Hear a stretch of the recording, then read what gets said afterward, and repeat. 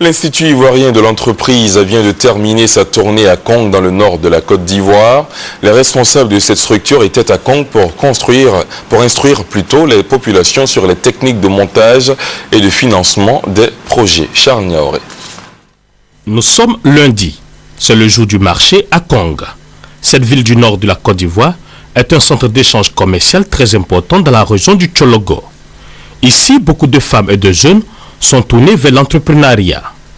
Le kiosque Le Café du Golfe 24 heures sur 24 est la propriété de Ouattara Abakar. Ce jeune de 29 ans est marié et père de 3 enfants. Il y a 4 ans, Abakar a laissé son métier de chauffeur pour monter son affaire.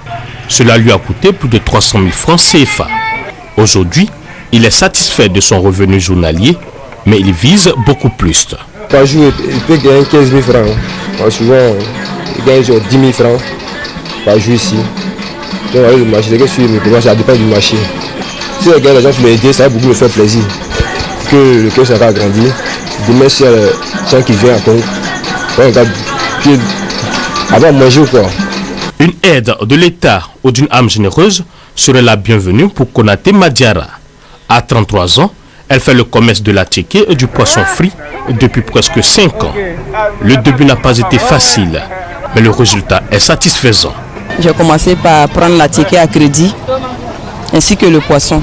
Quand ça marche pour moi, après avoir payé les petits crédits, poissons, à ticket, les condiments, j'ai 2500, souvent 5000. Ça dépend quoi. Aujourd'hui, lundi comme ça, là, je peux vendre au moins 10 kilos de poissons, souvent 20.